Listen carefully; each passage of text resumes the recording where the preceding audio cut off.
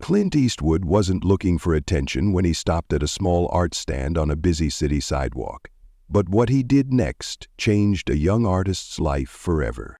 Emily Parker, a struggling painter battling cancer, had been trying to sell her artwork to afford her medical treatments. Day after day, she sat under the scorching sun, watching people walk by, until Clint Eastwood appeared. He didn't just buy a painting. He saw her fight, her resilience, and with one simple gesture, a $50,000 check. He turned her world upside down. What followed was a story that went viral overnight. Her art stand became the talk of the nation, her paintings sold out, and a prestigious gallery in New York wanted to showcase her work. But the most unforgettable moment? A handwritten letter from Clint Eastwood himself, reminding her that some stories truly matter.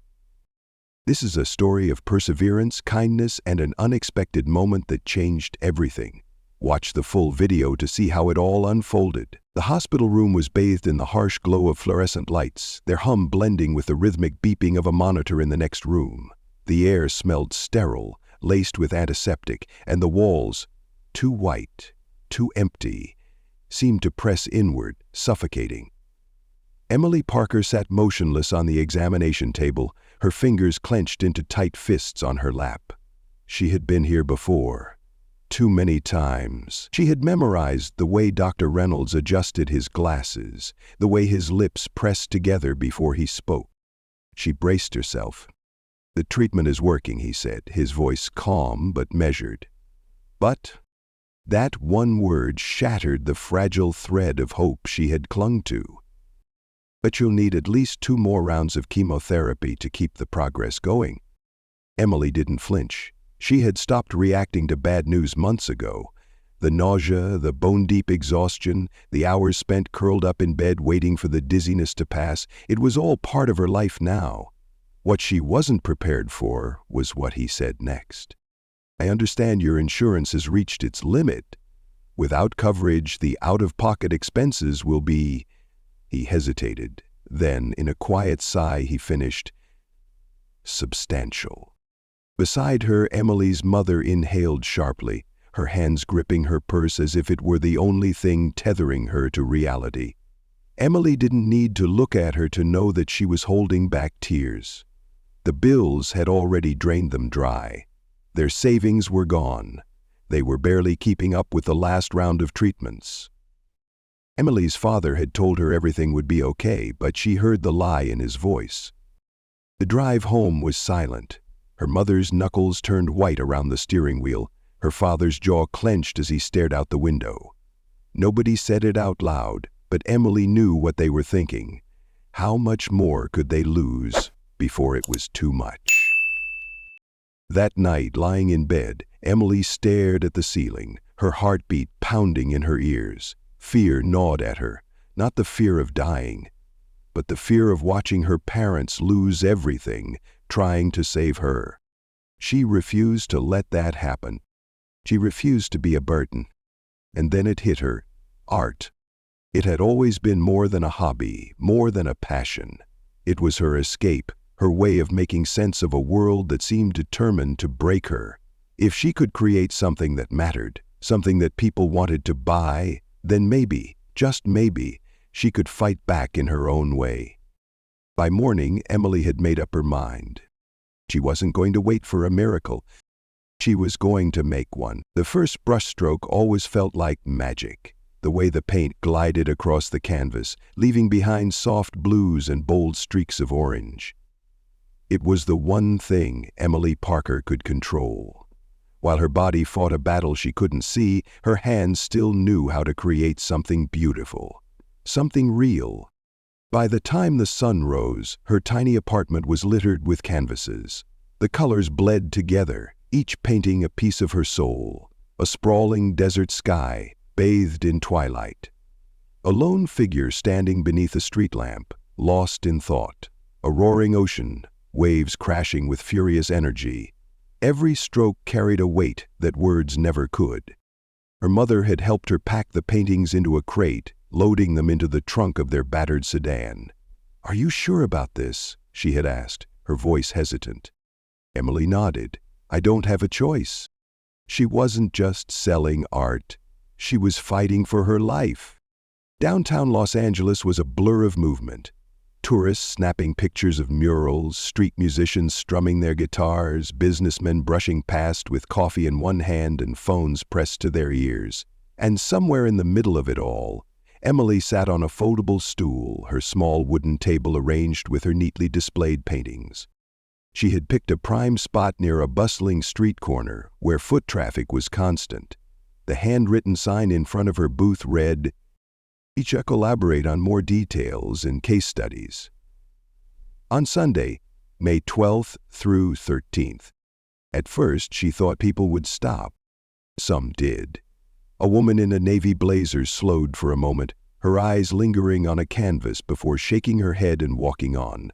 A man in sunglasses and a tailored suit paused just long enough to read the sign, his mouth tightening into a thin line before he turned away. Emily exhaled slowly, gripping the edge of the table to steady herself. The afternoon heat pressed down on her, making her dizzy. She had been sitting here for hours, and she hadn't sold a single piece. She reached for her water bottle, her hands trembling slightly as she took a sip. The fatigue gnawed at her bones, a cruel reminder that she wasn't just fighting the world, she was fighting her own body. But giving up wasn't an option. She forced a smile as an elderly couple approached. The woman's eyes lit up with curiosity, running her fingers lightly over the edge of a canvas. "Ah, these are beautiful," she murmured. Emily swallowed. Thank you." "How much for this one?" The woman pointed at a painting, a vast desert sky painted in deep purples and streaks of gold. Emily hesitated. She had agonized over pricing. Charge too little and people wouldn't see the value in her work. Charge too much and no one would buy. $80, she said, her voice uncertain. The woman glanced at her husband. He nodded. "We'll take it." For a moment, Emily didn't move. She had rehearsed this moment in her mind, but now that it was happening, she felt frozen. Then, as the woman handed her the cash, something inside Emily cracked open. Her first sale. Her first victory. She held on to that feeling as she carefully packed the painting into a paper bag. The couple walked away, leaving her with $80 and a renewed sense of purpose. But hope was fragile. Hours passed. More people glanced at her work, some even stopping to admire the pieces, but most just walked on. A middle-aged woman in a floral dress sighed as she read Emily's sign. "Oh, honey," she murmured, her voice thick with sympathy. "I wish I could help, but I just don't have the money." Emily forced a polite smile. "That's okay. Thank you for stopping." The woman lingered for a moment, her gaze heavy. "You must be so brave." Brave? That word again. She had heard it so many times since her diagnosis, but she didn't feel brave, she felt desperate, she felt tired. Still, she nodded, letting the woman offer her soft words before watching her walk away. Just like the others. Then came a different kind of customer. A man in a leather jacket, sunglasses perched on his head, sauntered up to her stand. He eyed the paintings for a moment before letting out a low, amused scoff. "Nobody buys real art anymore, kid," he muttered. "You should try selling prints, or, I don't know, TikTok commissions." Emily's hands clenched into fists. She bit back the sharp response rising to her lips, swallowing the anger that burned at the back of her throat. She had dealt with people like this before, people who didn't understand, people who thought dreams weren't worth chasing. "I don't need your advice," she said simply. "I just need to fight." The man snorted but didn't argue. He walked away, blending into the crowd. Emily let out a slow breath. She refused to let frustration win. Because somewhere in this city, maybe today, maybe tomorrow, someone would see her. And that would change everything. The fourth day was the hardest. Emily Parker sat hunched over on her metal stool, her muscles aching from hours of sitting on the hard surface. The relentless summer heat bore down on her, making every breath feel heavier. Her fingers trembled slightly as she adjusted a stack of paintings on the table, trying to ignore the dizziness creeping in. She had sold 3 paintings in total. 3. It wasn't enough, not even close. She tried to hold on to hope, but reality was creeping in. The numbers didn't lie. If things continued at this pace, she wouldn't even make a fraction of what she needed. And the worst part, she could feel her body failing her. The exhaustion ran deeper than fatigue. It was in her bones, in the way her limbs felt heavier with each passing hour. She knew the signs. The chemo was catching up with her. The world around her buzzed with energy. Tourists snapping photos, street performers drawing crowds. But Emily felt like she was watching it all through a thick pane of glass. Her mind whispered a dangerous thought. Maybe the guy in the leather jacket was right. Maybe no one cared. And then, out of nowhere, someone stopped. Not just any customer. A journalist.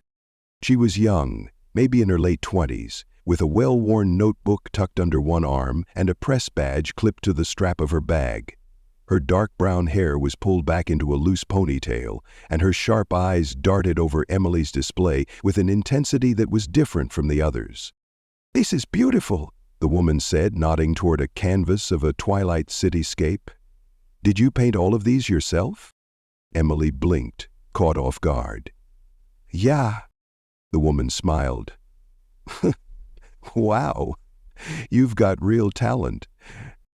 Emily had heard similar words before, passing compliments from strangers who admired her work but never bought anything. But this woman's tone was different. She wasn't just being polite. She was studying Emily, taking in the setup, the sign, the tired look in her eyes. Ah. She pulled out her phone. "I run a small online arts blog. I love finding hidden talent in the city. Mind if I take a few photos?" Emily hesitated. "Wait, really?" "Really." For the next few minutes, the woman snapped pictures. Of the paintings, of Emily sitting at her stand, of the handwritten sign explaining why she was selling them. Then she turned back to Emily, flipping open her notebook. "What's your story?" she asked. Emily's stomach twisted. She wasn't used to talking about herself. She could paint emotions onto a canvas, but putting them into words? That was harder. Still, something about the journalist's steady gaze made her trust her. So she told her about the hospital visits, the medical bills piling up, the way she refused to let her parents carry the financial burden alone. She spoke about how art had always been her escape, but now it was her lifeline. The journalist nodded thoughtfully, jotting down notes as Emily spoke. "People should hear this," she said. "I'll make sure they do." Emily wanted to believe her, but she had heard promises before. People meant well, but words didn't pay hospital bills. So she smiled politely and said, "Thank you." She didn't think much of it after that. The next morning, Emily returned to her stand, expecting another long day of sitting, waiting, hoping. But something was different. More people were stopping, not just to look, but to buy. A woman bought 2 paintings in a row. A young couple flipped through the canvases, debating which one to take home. A man in a business suit, someone who would have walked past without a second glance yesterday, paused, pulled out his wallet, and bought a painting without hesitation. By noon, Emily had sold more paintings than she had in the past 4 days combined. And then her phone buzzed. A message from Lucas, her best friend. "Dude, check this out." She clicked the link. It was an article. Her article, "Fighting for Art, Fighting for Life, the young painter battling cancer, one brushstroke at a time." Emily's heart pounded as she scrolled through it. There she was, sitting at her stand, her tired but determined expression captured in a photo.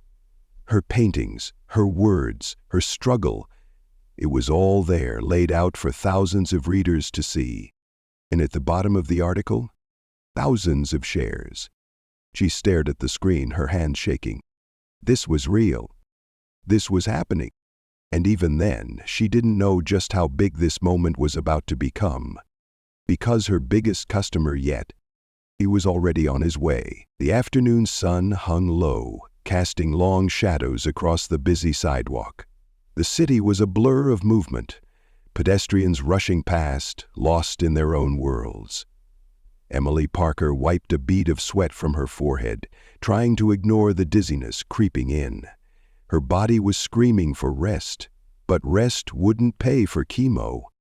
She exhaled sharply and adjusted the small stack of paintings on her table. The feature in the arts blog had changed everything. More people were stopping, more people were buying. For the first time since she had set up her stand, Emily felt like she had a real chance at making this work. But she was still far from her goal. And then something shifted. It wasn't loud or obvious, but she felt it before she saw it. A stillness in the chaos. Like the city had paused for just a second. She lifted her gaze, scanning the sidewalk, and that's when she saw him. A tall, older man had stopped at her stand. He wasn't like the others. He wasn't glancing at his phone, wasn't rushing to his next meeting. He stood completely still, hands tucked into the pockets of a weathered leather jacket, a cowboy hat tilted low over his face. He was studying her paintings, not just looking, but really seeing. Emily barely paid him any mind at first. She had seen all kinds of customers, curious tourists, skeptical businessmen, distracted shoppers who pretended to be interested only to walk away. But this guy, something about him was different. She was too tired to figure out why. "See anything you like?" she asked, her voice hoarse from the long day. The man smirked, just a little, just enough for her to notice. "Depends," he said, his voice gravelly, slow, unmistakably familiar. Emily frowned slightly, feeling a strange sense of recognition, but shook it off. "The story behind these," he continued, tilting his head toward the canvases. "What's it about?" Most people asked about the price, not the story.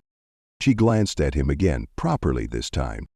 His face was lined with age, but his piercing blue eyes held something sharp, something steady, like they had seen 100 lifetimes and still weren't easily impressed. Something about him felt like an old Western come to life. She cleared her throat. "I paint because I have to," she said simply. "It's the only thing I can control right now." He didn't blink.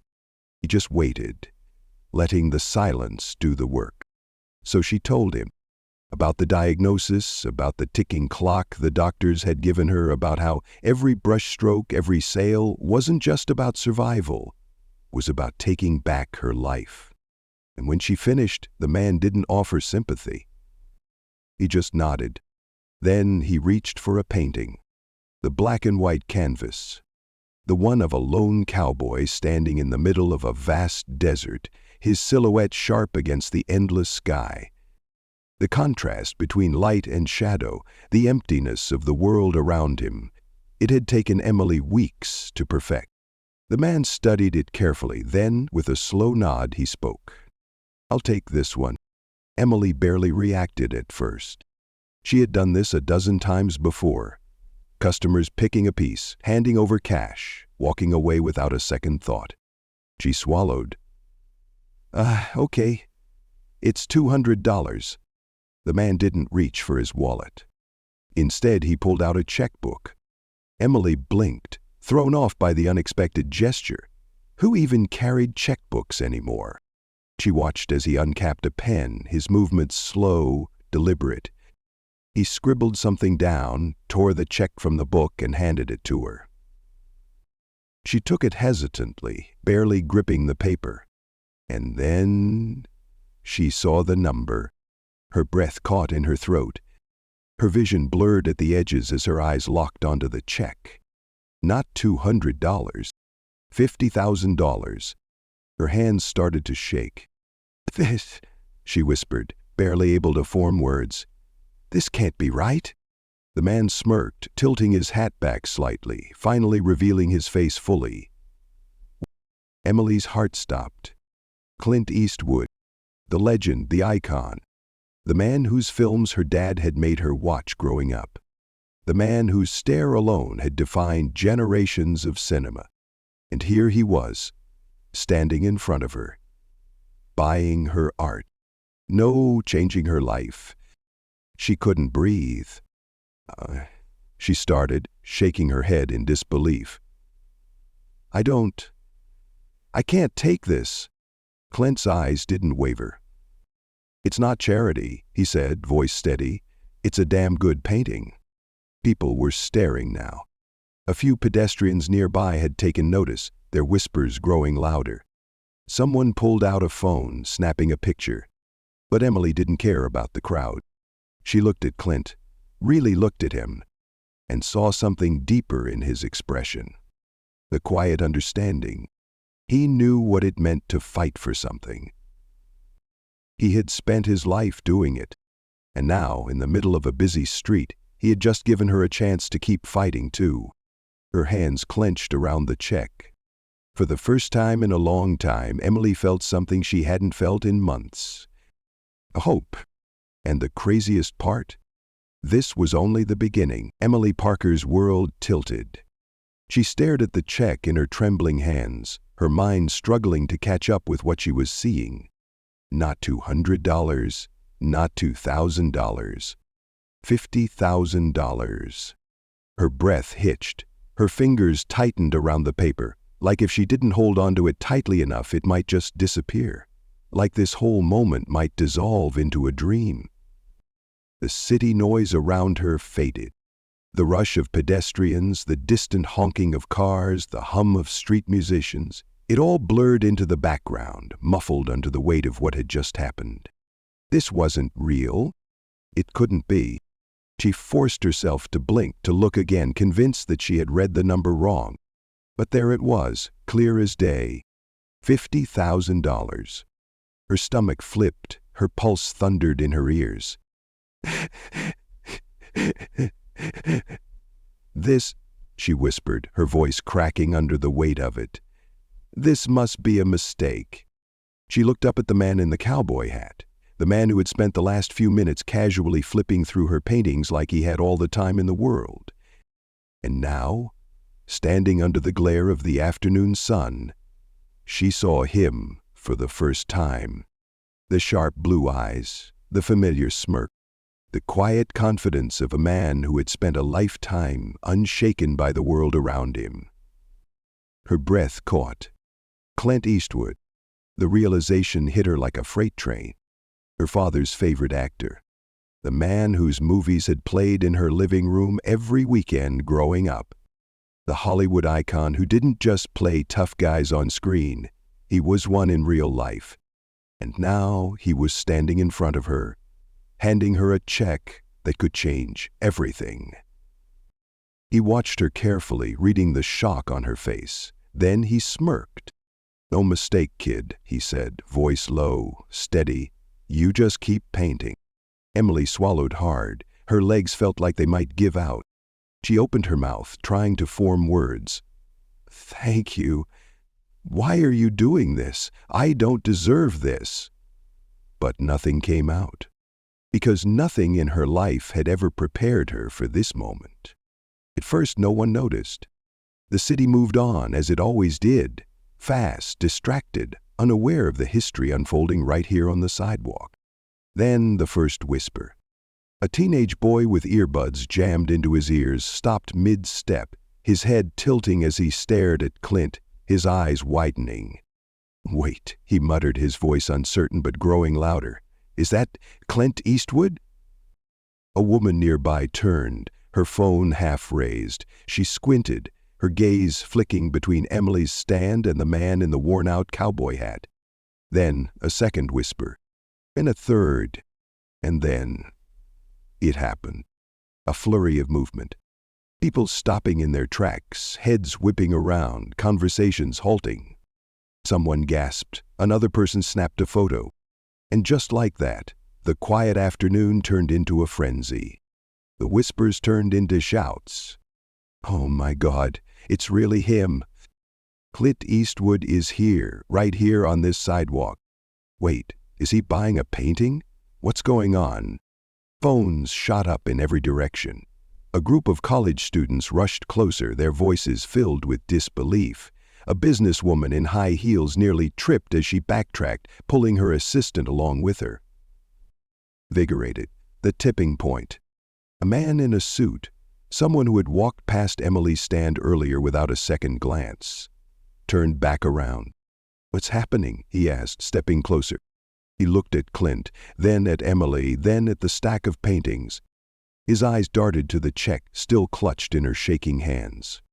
And then he saw the number. His jaw dropped. "Wait, he just bought a painting," he blurted out. Another woman gasped. "For $50,000? That was it." The crowd exploded. People swarmed Emily's stand, their eyes darting between her and Clint, trying to make sense of what they were witnessing. And then, the wildest thing happened. Someone reached for a painting. "I'll take this one," a man in a blue polo shirt called out, grabbing a cityscape painting and pulling out his wallet. Before Emily could even process that sale, another hand shot forward. "And this one, how much is it?" a woman asked hurriedly, flipping through the remaining pieces. Within minutes, the paintings that had been ignored for days were being snatched up one by one. People didn't even haggle.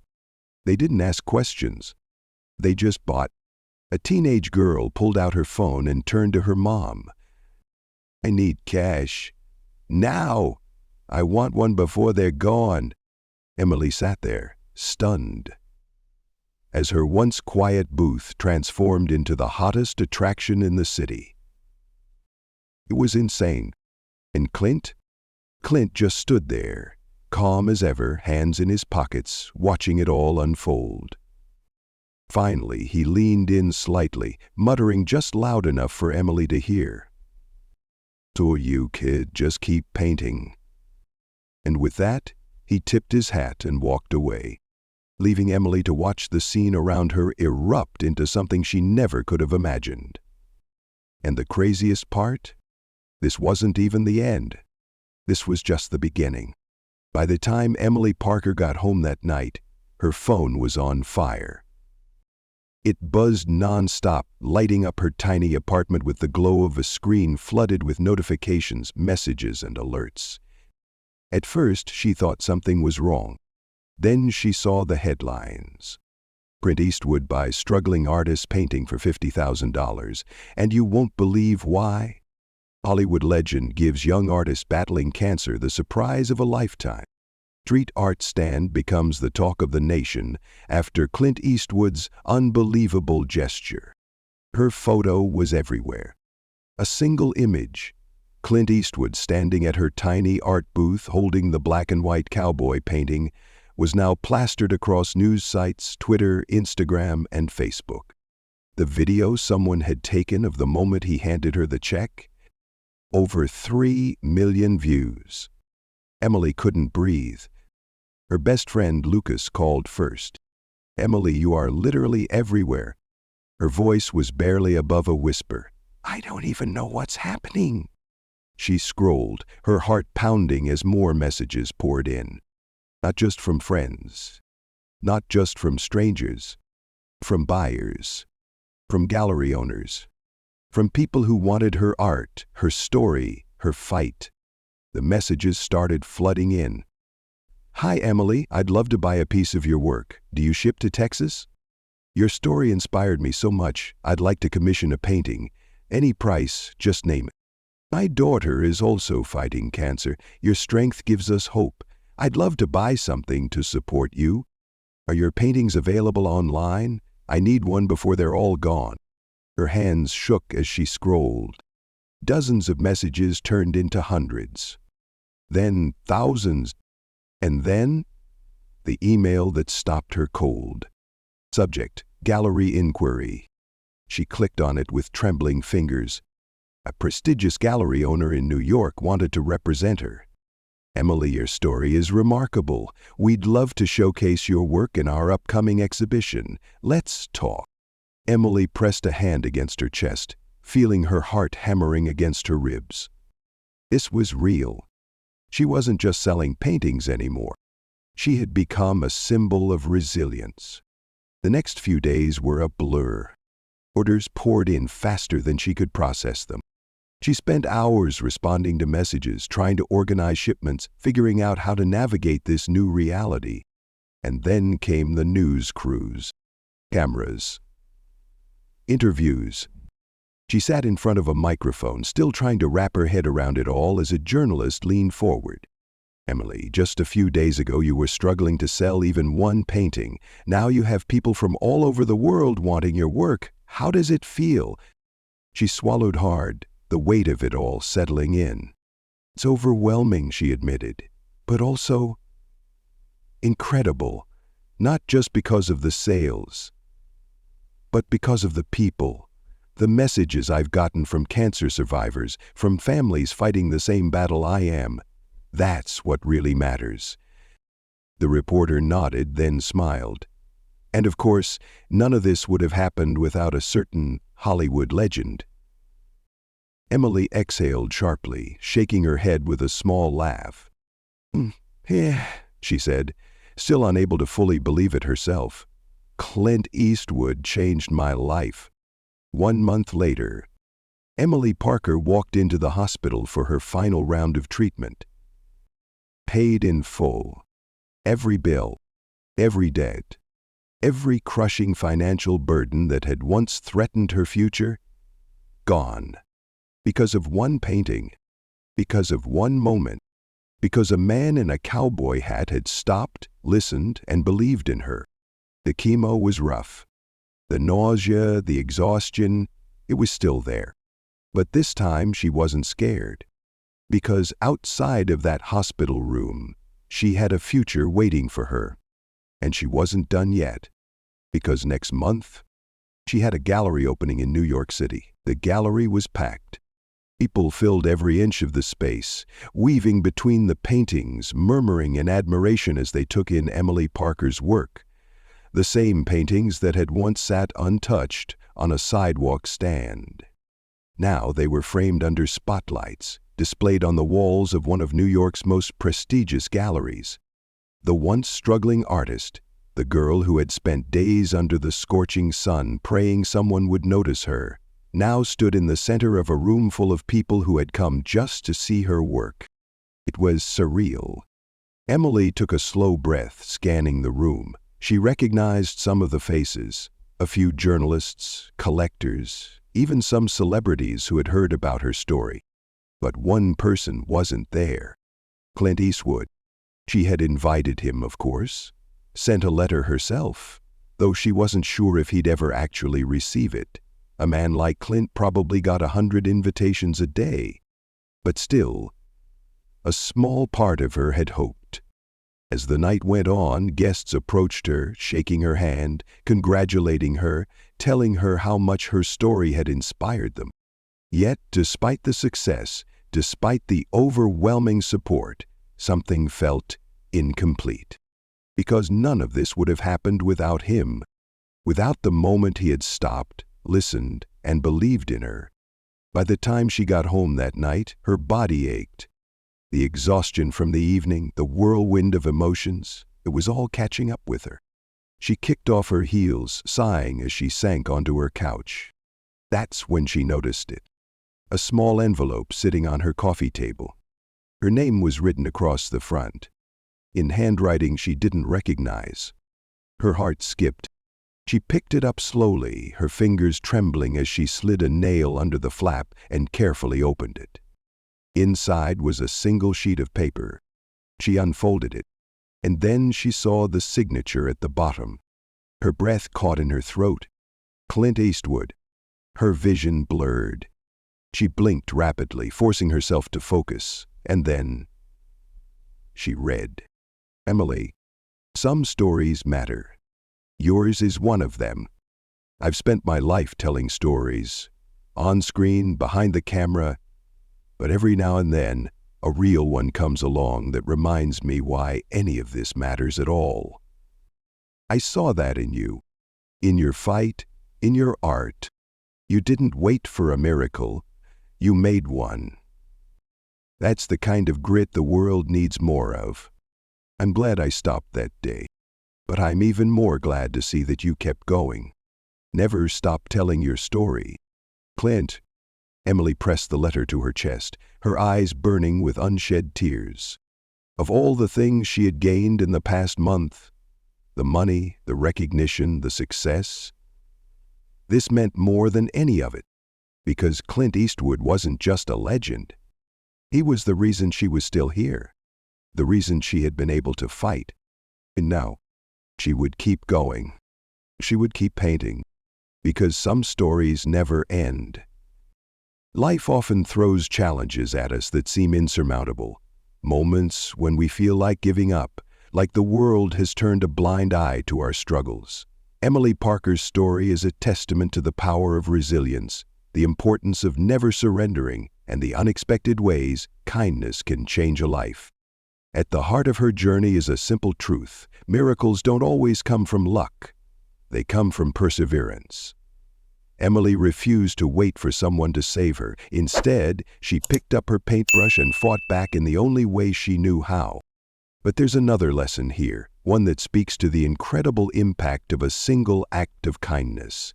Clint Eastwood didn't just buy a painting, he recognized a fight worth supporting. His belief in Emily wasn't just financial, it was a reminder that sometimes all someone needs is for one person to truly see them, to remind them that their struggle matters. For those of us who have walked many roads in life, this story reminds us that our actions, no matter how small, can create ripples beyond what we ever imagined. Whether through encouragement, generosity, or simply taking the time to listen, we all have the power to lift someone up. Emily's journey proves that resilience and kindness can change a life in ways we never expect. She didn't just survive, she thrived thanks to her unwavering determination and one incredible act of generosity. Her story is a reminder that no battle is fought alone and that hope can come from the most unexpected places. If this story touched your heart, leave a like and subscribe to the channel for more inspiring stories of friendship, perseverance, and second chances. Let's continue sharing the power of kindness together.